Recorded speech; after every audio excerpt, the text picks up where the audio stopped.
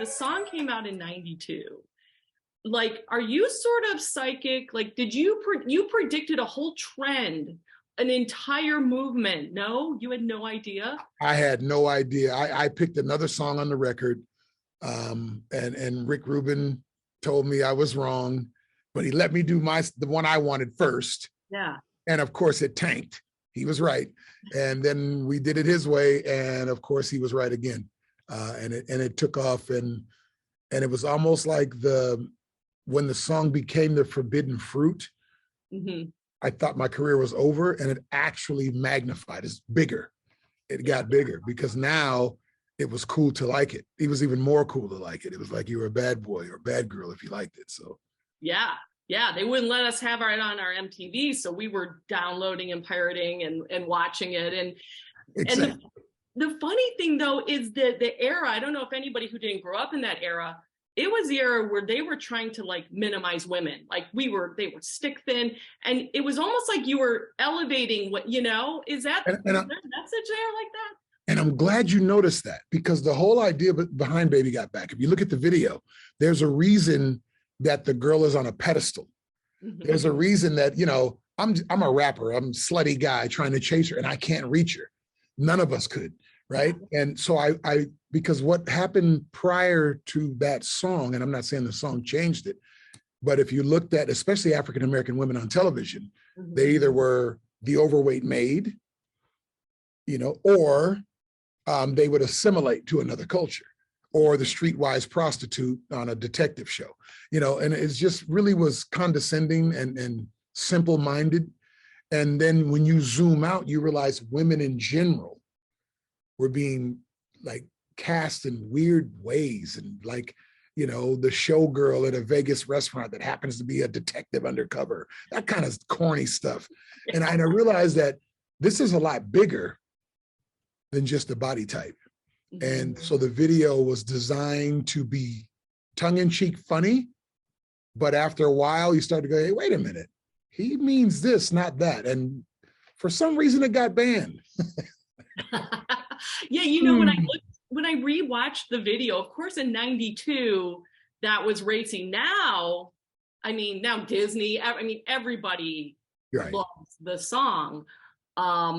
But you were really communicating a message, because they wanted women thin, starved, sick, and you were saying the opposite, which is the body now that we celebrate.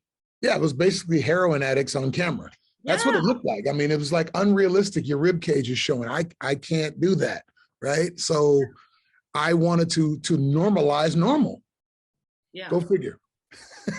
Exactly, because it's interesting, because just recently on the Miami Housewives, they were talking about the Brazilian butt. I mean, it is really a culture now that I feel like you started. Well, I won't say I started it, because it was not just me. Trust me, butts in rap were always popular. Trust me. I feel like you kind of started the whole food emoji thing. You know how people use, the peach for the butt and eggplant. There's a lot of that in the video. Have you kind of thought about that over the years? That idea was not mine. Actually, the director and his crew, I thought that's kind of corny, right? But it helped to make the video a little more tongue-in-cheek. If I had done the video all my own, it would have been very serious and dark and depressing and angry and, anti-big corporation kind of thing. And that's really not what I wanted to do. I wanted to slip a message in, and by the time you figure it out, too late. Your kids are on board, so. What has been sort of your thought about the trajectory of rap and hip hop over the last 30 years? Well, hip hop is turning 50 years old. So those who, like my mom did not like hip hop. She called it hibbity hibbity, all that hibbity hibbity stuff. Sounds like my parents. Yeah. But then she heard The Message by Grandmaster Flash, and she said, I don't know the hibbity hibbity stuff, but I know the blues, and that's the blues. Yeah. And that won my mom over. She loved that song. She would sing it when she was cooking. It's like a jungle sometimes. It makes me wonder how I keep from going under. I'm like, Mom, really? Yeah. But yeah, no, it is, it is starting, and it's not quite there, but it's starting to parallel when rock and roll started. The meteoric rise, and then how you maintain it is the key. Mm-hmm. And I think with hip hop, it polices itself in a way that no other genre has done before. Mm-hmm. Because if you look at some of the glam rock, there are a lot of people in rock that hated that stuff. Yeah. Right.